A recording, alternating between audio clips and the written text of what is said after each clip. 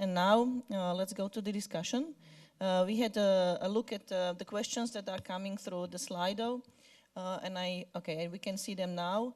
I would just like to, even though I see that the first question has a lot of voices, but this is a specific thing for Slovakia, and as you know, the afternoon program is completely about our issues here. So I would skip this question and leave it for the afternoon, because this is really what will be the development here in our country. And now let's go to these questions, and I will somehow summarize them with my topics. So the question is, isn't less regulation be the best way to promote emergence of the large-scale EU platforms? And I would like to combine it with the information that Juraj had about the capitalization. We saw the numbers, because I was a little bit lacking the numbers in these speeches. We saw that the capitalization of the North America is 3,000 billion US dollars. China, I think it was around 900 billions, and Europe something between 1 and 200. I also would add that it's not only about regulating the existing, but really how do we want to create something else. And my question, and this one I would address to the countries, to France, Germany, and also then to James and Mette, that's not only about the platforms themselves, but behind them there is a real business.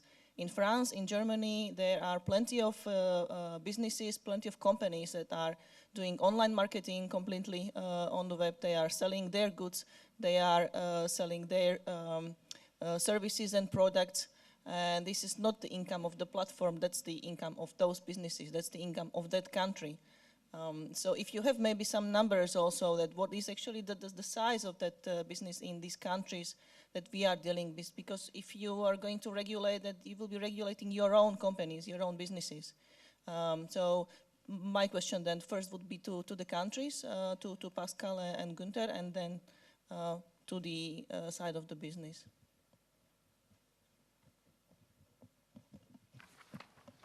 Okay. Thank you for the question.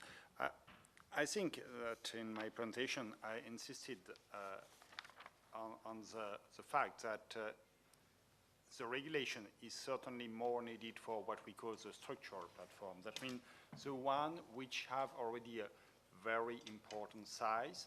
Don't forget that the platform phenomena is also linked to the size. I mean, the power of the platform is even more, the business model of the platform is linked to the network effect.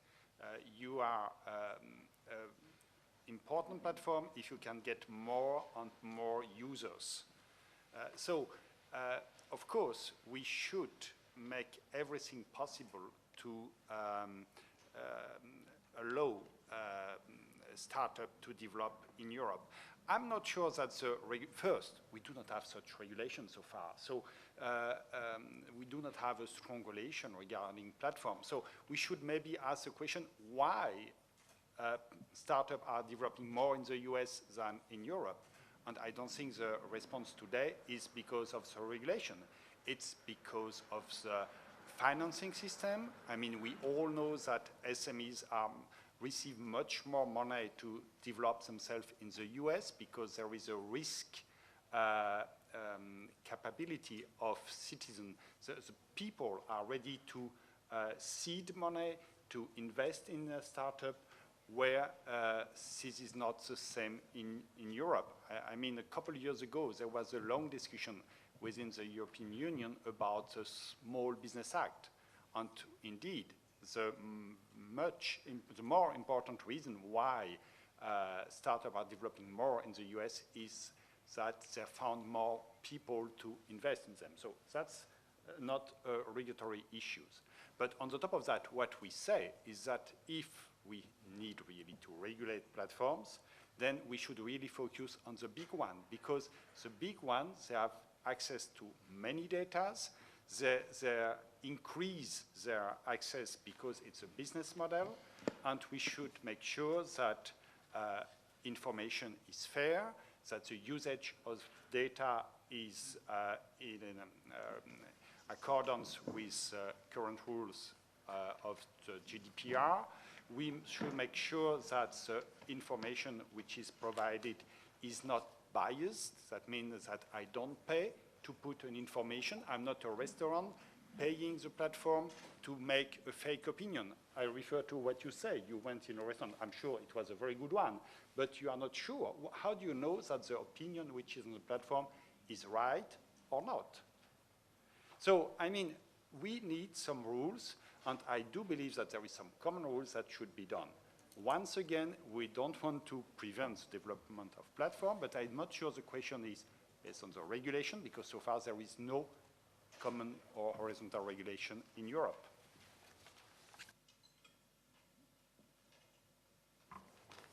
Okay, thank you. First of all, I think Pascal is completely right. It makes sense that if we regulate something, there should be a reason for that, and we should regulate those companies or platforms that have a certain degree of market power. There is a tendency for having a lot of market power in regards with online platforms due to the network effects, as discussed before. So we have to look. Well, the question more or less regulation leads to better or worse results is too unspecified. So you have to differentiate the problem more. One point is we have to regulate those companies or platforms where we find a reason for that, and we have to ensure that we have a competitive environment, and so we should concentrate on the bigger platforms. So I agree with Pascal, and I also agree with Pascal to say that we should apply the same rules basically that we apply in the offline world also in the online world. So it cannot be, or it's not justified that certain platforms, digital platforms, are relying on business models that avoid or try to avoid to apply certain rules that are completely common sense in the offline world. Here, so we have to look case by case if there's a need to regulate or not, I guess. So, I don't think if I respond directly to the question, is there a need for less regulation to promote the emergence? Not necessarily, because there is already lots of regulation to do many things, and that's mostly appropriate. But more regulation definitely won't promote the emergence of online platforms unless it's something that's really, really needed. And I think this structural platforms idea is a good example of something which would be harmful to the emergence of more platforms. And I'll come to exactly why. But let me start with a bit of, I know you want numbers, so I don't maybe have the precise numbers, but I'll give you some illustrations. What's fascinating in Europe is if you look at what people often talk about in the startup scene of unicorns, namely firms that have grown very quickly and achieved a valuation of more than $1 billion. When you look at Europe versus the United States, which is one good comparison, there's not very much difference when you're looking at firms worth $1 billion. The big difference emerges when you're looking at firms worth 50 billion, 100 billion, 200 billion. So we have the talent, we have the people who can do the coding, we have the creativity, we have the ideas, we can put it into action, and for some reason, most European platforms get to a value of 6, 7, 8 billion and then stop or sell. Why is this? And why do other ones go on to become bigger? Well, one answer, and I think there's probably many more, it's a complex phenomenon, is the single market. It seems pretty blindingly obvious that if what we're missing is scale platforms that become worth 100 billion, then what we need is a scale market, because then it can allow you to drive a much bigger business which becomes worth 100 billion without simply selling out and moving to a different part of the world. Why is that important for risk capital, for the financing system? Because if you're a risk capital investor, a venture capitalist, and you're investing in internet startups, they are very risky. if you make 10 investments, 9 will fail. 1 will win. If that 1 in 10 wins big, you can afford to invest big. So in the US big market, it can win big. You can recoup the money lost on all the others. If that 1 in 10 wins small, you can afford to invest small. And that's what often happens in Europe. The victories on a Slovakian market scale are small ones, a relatively small return. So the amount outlaid at the beginning is relatively small. And unfortunately, this is a very painful question, and I recognize for governments and for the European Commission, extremely painful, but we have to be extremely honest with ourselves if we really want this. We've set out an objective of building a digital single market because we recognize we need frictionless business. And yet, we see proposals coming out which create new barriers, new regulatory fragmentation, when we aspire to have less. There was one that came out 2 weeks ago, which creates new barriers only for online firms, not for offline firms. So we need to be very honest with ourselves. If we really have a digital single market ambition and a platform emergence ambition, or whether we're doing things for other reasons, such as cultural policy or social policy, which are legitimate reasons. But it's not building a digital single market if we do that. On the structural point, because this is extremely important, if you are a dominant firm and you're investigated by the competition authorities, it's because you might prevent people coming into the market, you might stop innovation, consumer benefit. If you are in a utility industry, such as the electricity industry, to some degree the telecoms industry, the railway industry, there are limits on the amount of competition there can be because you can't replicate the assets indefinitely, and you need the permission of the government to be in that market. You don't have that same phenomenon in software. You don't need the permission of the government to innovate in terms of developing an internet service. So you need rules about structurally important players in utility industries because they don't have an incentive to behave nice and invest in more innovation towards their customers because there's only 3 players in the market or there's only 1 player in the market. In software, that's not true. There's an endless stream of new players in the market. So what is this structural effect? It's about predominance. It's deciding that before someone's been proven to be dominant by the competition authorities, that we're going to limit their behavior, which I don't think in a free market makes any sense. And that's the choice we have to make. Do we want a free market, and will that drive the emergence of more EU-scale platforms? Or do we want a much less free market? Will that drive the emergence of EU-scale platforms? I think not. Okay, you would like to make a... Sorry, because I would like to ask also Mette, and then you do. Yes, I will pick up from where James left. That I'm a little bit cautious about the idea of a structural regulation on online platforms as well. Simply because is it size and dominance alone that is a problem, or is it the abuse of it? And if it's the abuse, then I think we already have regulation in place. And that's coming back to the question, in fact, should we have less regulation? Well, I don't think it's a question about less versus more regulation or a laissez-faire attitude as an opposition to stricter regulation. We do have a lot of regulation already in place, and it should work for all types of businesses, including online platforms. So let's look at that existing regulation, make it be better at enforcing it, and look at if it is flexible enough for authorities to react promptly when there is a problem. So that I think is the way to go. And as for the comment on finding my way to a good restaurant yesterday based on reviews, yes, of course I use platforms with reviews in combination with my common sense. So when I went to the restaurant, I could see a lot of local people there having a good time eating. So I thought, okay, that's the reviews on my was probably right. I can sit down here. If it had been empty, I would, of course, have walked away and found another place. Thank you. Dagmar?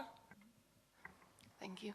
I would also like to stress out an interesting point that sometimes it's not just about less regulation, but even about breaking the rules or a little bit of cheating.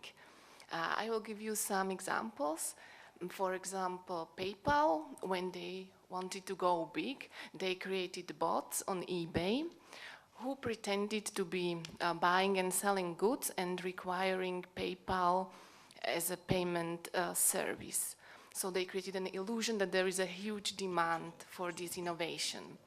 Uber also used bots to create fake cars that would give an impression that there are a lot of cars near you, so that you order the service.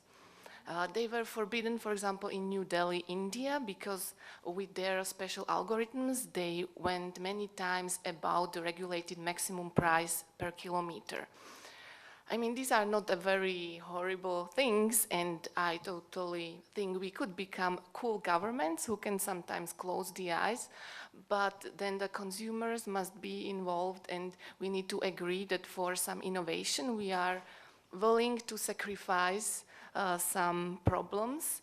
I'm just a little bit worried then what happens in the healthcare when there will be platforms competing for their market, what kind of small cheatings they will come up with, and what kind of negative effects we as government will need to deal with. Thank you, Martin. I think there are a lot of very good points made on either side of the equation, but I just want to perhaps hone in on one. Of course, I agree with the fragmentation points, and obviously you would say this as a European Commission official, we need to avoid fragmentation. This is very important for making the investment conditions, because I don't think regulation turn up the heat more or less is going to really bring us this productivity, and we know that the big platforms anyway will be able to best cope with the regulation as they do now. But just one point about this online-offline distinction which Gunther and Dagmar raised. It's also about deregulation. And I think there's this supposition that somehow only the online players seem to abuse rules and the offline players don't. There are people in the offline world who break rules as well. And Uber is always taken as a bad example for many reasons. But I heard the story last night of a taxi driver who had refused to take a passenger because he opened the door in the wrong way. Maybe we should regulate that at Commission level or not. But one thing that's very important, I don't think it should be a case of just extending the offline rules to the online world. We have to look at the initial objective of the offline rules, and maybe there's just too much regulation imposed in the offline world, and that should be lessened as well. But my broader point also is that there's a multiplicity of factors that makes platforms successful that are not necessarily related to regulation, and James touched on sort of access to finance and risk. But also, I understand it was the Clinton administration who took a decision that platforms should be a way to go forward. And this is why during that second administration, devices had increasing Wi-Fi capacity, because the US took a positive decision.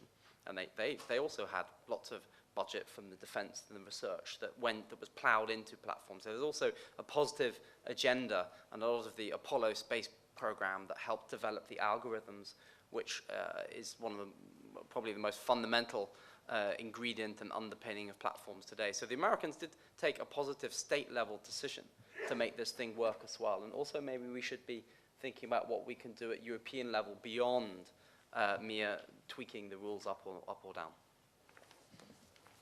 Thank you very much, and I would just continue because we have similar questions now.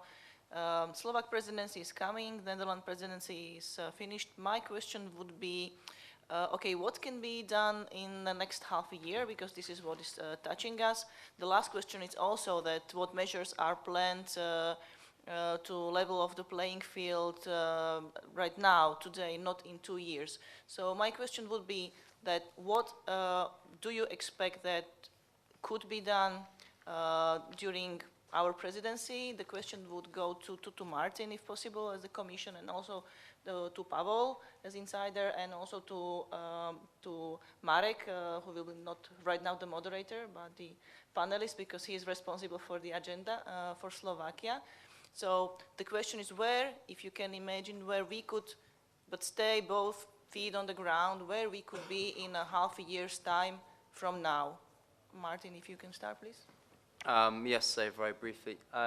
Well, one of the next part of the kind of DSM package, which will be coming out later this year, is the telecoms review, and I know my French and German colleagues here will be heavily involved in this review and debating it, and we will be looking at specifically this issue of the so-called over-the-tops and see whether some rules, for example, confidentiality of communications, security, other rules, should also be applicable to let's call them platforms or service providers that are providing similar or competing services. But to bear in mind this point I made just now about deregulation, we need to look at whether some of these rules are a little bit old hat for the existing providers, such as universal service obligations. So, but that's our initial answer for the next months. But of course, the package will have to be proposed, and it'll have to go through the legislature, which I think one of the speakers alluded to. It's quite a long process, so I don't think we're going to see results immediately.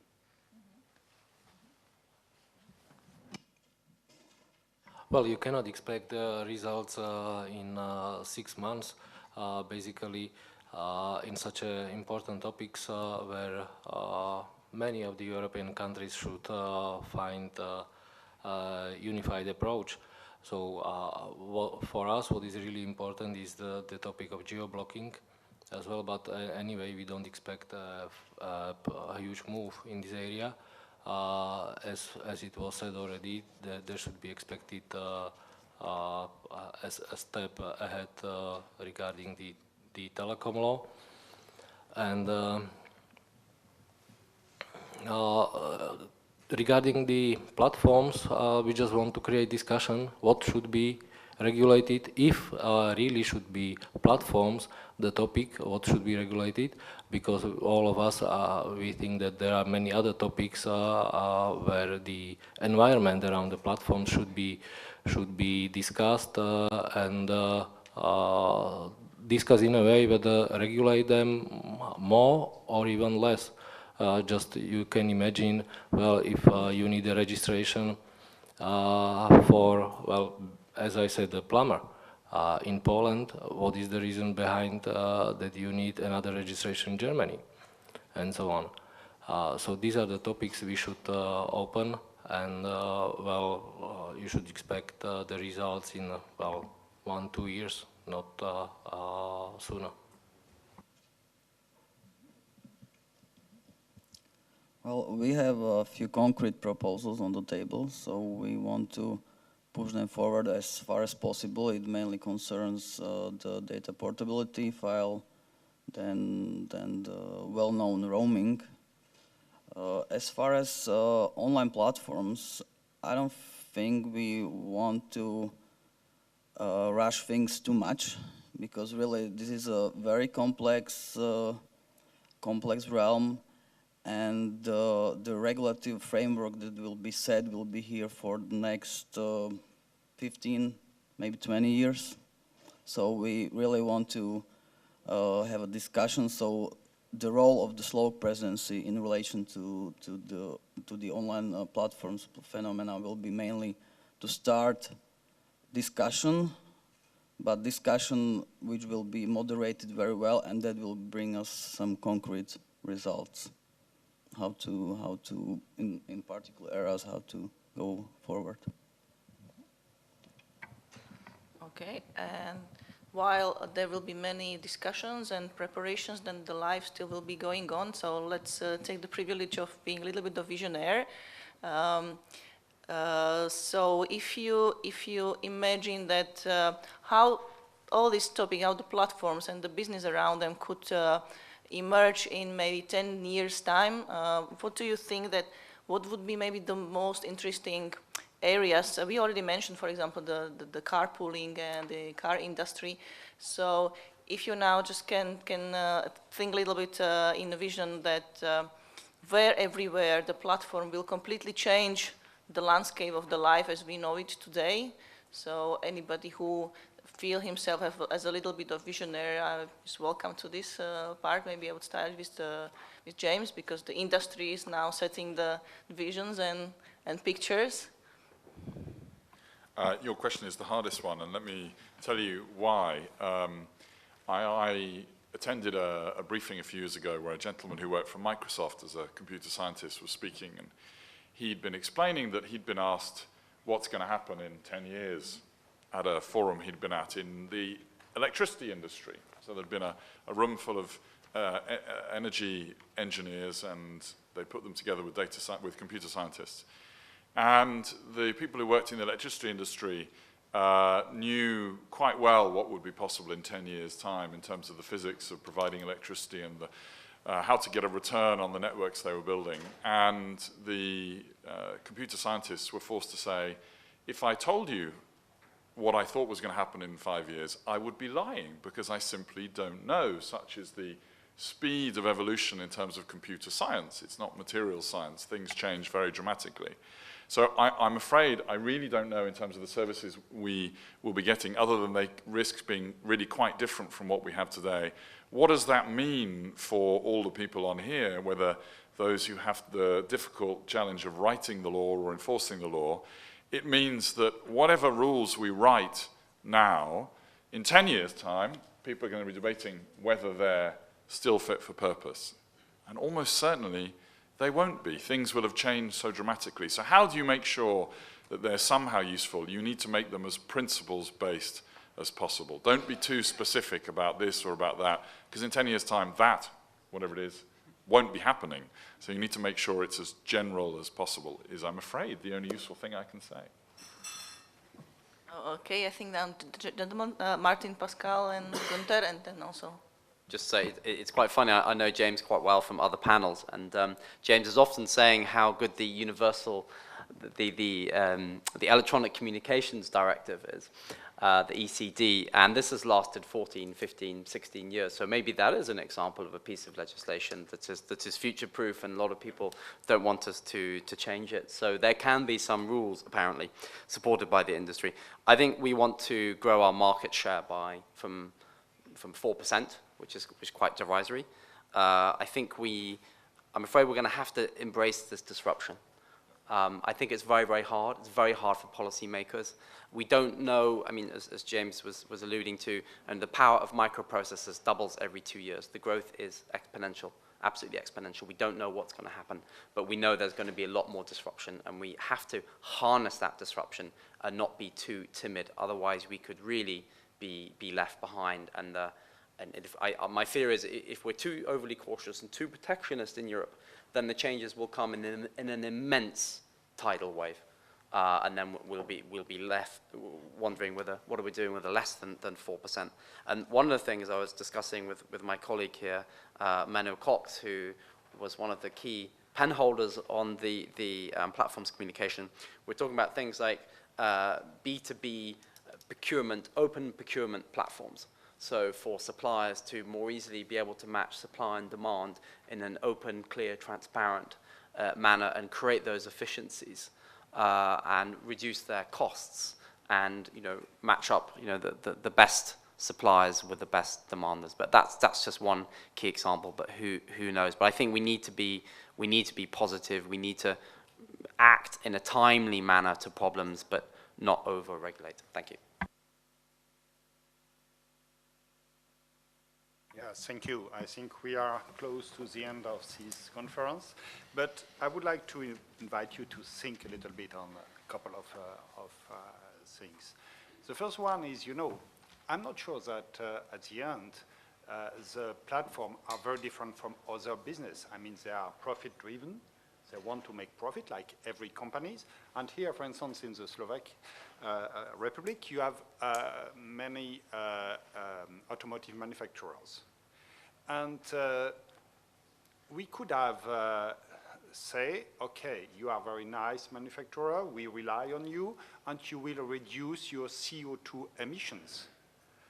I'm not sure that the result will be what we have today. And indeed, there was a political commitment to force the car manufacturer to reduce progressively their CO2 emission. There are some rules to respect. So I think that, of course, I can fully understand James that he said, okay, rely on us, we are nice guy and we will do everything and you will be very happy. Of course, they bring a lot of positive things, automotive as well. You can go from one point to another one, you can drive out of Slovakia, you can go everywhere, but indeed, there are some rules. Here, for instance, I was talking with hotels. You know, there is this fantastic platform which is called booking.com. I'm sure you use it very often when you want to book a hotel. And what happened? You have this advertising, only 2 rooms left. You know, you very often see that. So what do you do? Oh, I have to hurry up because if I don't take the business, I don't make the deal now, I will not have my rooms. But if you ask the hotel, they have much more room left. So there is already this fake information. So I mean, Booking is, of course, they want to sell as much as room as possible, and they use tricks. And we have to be sure that they will give objective information to the public. It's what we are asking. And this can apply to all kinds of platforms, the loyalty of platform. It's what we need, I think. And I hope that at a certain stage, it's something that will be implemented. Thank you. We are coming to the end, but James wanted to have just a very short remark, and then Mette and Juraj, and then, okay, so please. Yeah, it was, I mean, I should have, maybe touched upon one of the very big trends which frightens people and looks like it will become a thing in many industries, which is, of course, artificial intelligence. And I think that is going to be a phenomenon which isn't just in one field of activity, but it'll be in many. And we see this, and this relates to the challenge of how you regulate for this. A lot of artificial intelligence is being incorporated into messaging applications. So the kind of messaging applications you use to send each other messages, increasing will be a place where you communicate with something which is providing an artificial intelligence and some kind of a service. So I think that's will be one important phenomenon. Thank you. No, I cannot give you a big vision about the future like any other here in the panel, but maybe a perspective about what we know, how it's viewed from the businesses. We just made an analysis about the future of digitization in business. Because as it's been mentioned a few times, that Denmark is ranking very high in different scoreboards when it comes to digitization, e-government, etc. But what about the future? Actually, right now we are seeing declining investment in digitization, and the reason that companies mention when we ask them is that they are finding it very complex to take the next steps of digitization. We've done the basic things, now we've come to the complex things. And it takes a lot of resources and knowledge. Knowledge about regulation, because there's new demands on data protection, IT security, and in many other areas. So this is important when we look at how to take up the more complex parts of digitization, like Internet of Things, big data, and we didn't even look at artificial intelligence. Maybe we should have done that. So it's becoming more and more difficult for businesses, especially SMEs. Thank you very much. And Juraj wanted to also. Yes, thank you. I would like to answer also this e-government once only principle question, because actually what we did in Slovakian e-government, we create platform for exchanging of data integration platform. And now it is up to data producers and data consumers, who are the governmental agencies, to use this platform, and soon we will, with all these network effects, we will implement very easily these once-only principles. So this phenomena is also going to government, and also I think that is the overall trend that government services becomes a platform for another users, for third parties services to build the business on top of them. And just shortly, when we see next battlefields of platform, I think it will be smart homes, also what was already mentioned, transportation, not just cars, but all the system, also with this new artificial intelligence possibilities, and probably healthcare, which is very traditional, very regulated. If it will be deregulated, do new business models based on platform can bring really huge benefits.